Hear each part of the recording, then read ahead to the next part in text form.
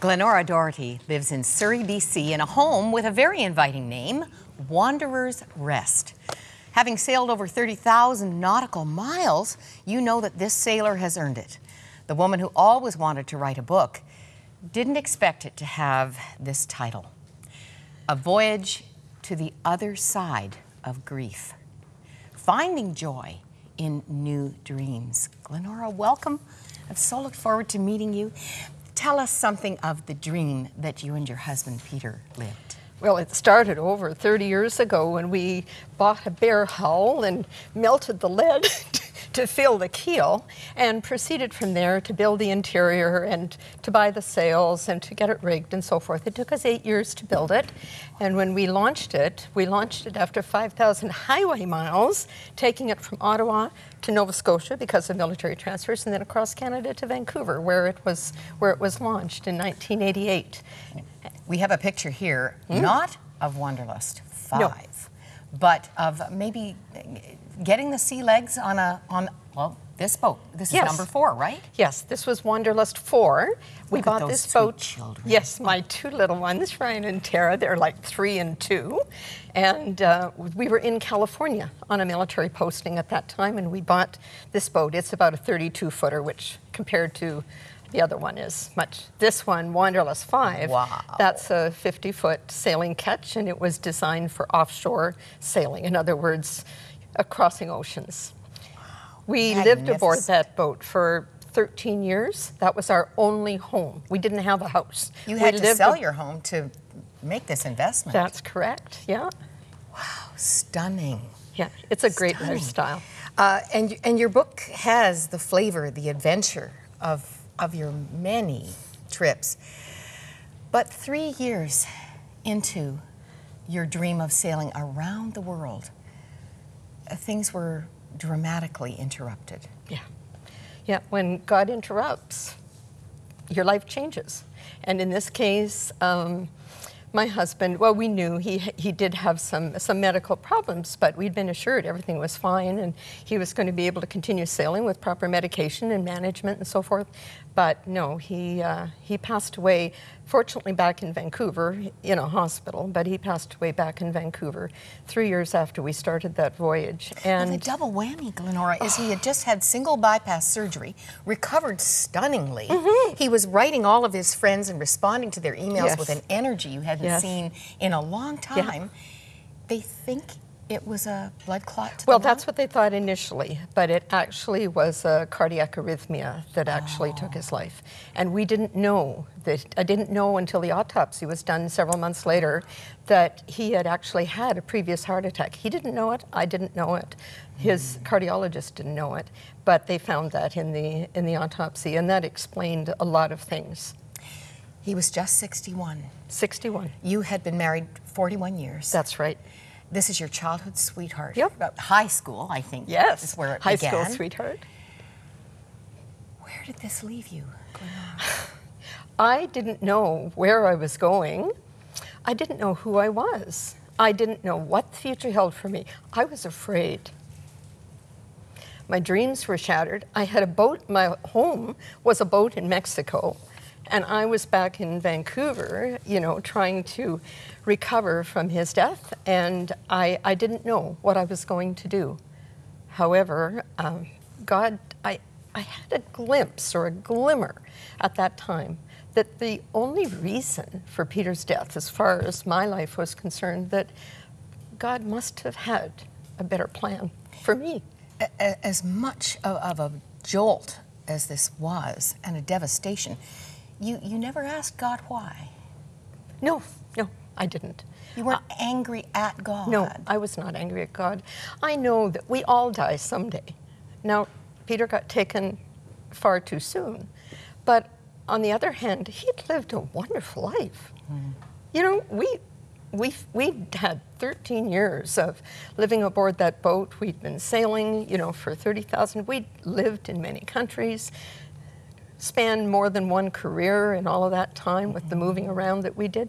It had been a really good life. Now the other shake-up in your heart, along with the grief, spiritual questions. Well, the first thing I wanted to know was, where is he? Like, this is his body, but where is his spirit? Where has he gone? Or is he just a pile of ashes, you know, in a box? And I thought I knew. I mean, I had grown up and become a Christian when I was a teenager, but it means it's so different when you've got so much at stake. It means so much to know what that answer really is. And so it led me on quite a quest. And fortunately, I was in touch with a wonderful church that my daughter and her family attended that had a wonderful pastor. And I started attending regularly. I asked questions. I got involved in Bible studies. I read every book I could get my hands on, a lot of books about life after death. You made an interesting comment that this year you were watching Huntley Street and you ordered the book, Heaven is for Real. Yes. And you said if you'd read that book 7 years ago, it would have answered all your questions about the afterlife. It would. Instead, I had to go through a much longer, prolonged voyage. But the thing is, that was a benefit too, because I learned a lot of other things along the way. I learned things about myself.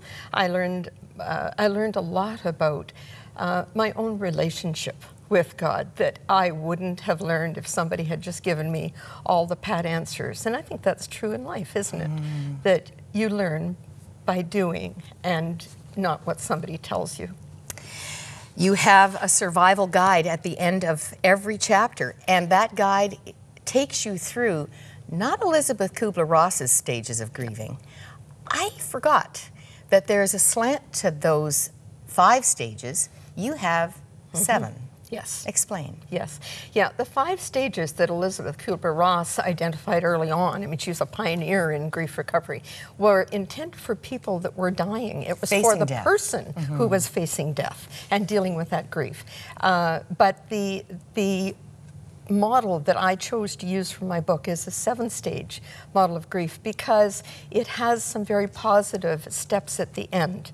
There's an upward turn, there's a reflection, there's the point where everything starts getting better and it leads you to the end, which is acceptance and hope. You talk in the book about Peter days. Yes. And you endorse Peter days. I do. What are they? Every once in a while, I would just spend a day where I probably didn't get dressed. I sat around in my dressing gown all day. I would go back and I would read letters of condolence that I'd received. I would look at photograph albums. I'd cry, I'd pray, and I just devoted the whole day to getting my grief out. So important. Very privately, but, you know, with God and with so many remembrances around me of the life we'd had together. And the next day, I was energetic and ready to get out there and tackle the to-do list. Doing the grief work. And I love, love, love the message that comes with this sketch, the elephant in the room. Yeah. You know, you say time doesn't heal. What does, Glenora? What did? Time heals. What heals is grieving.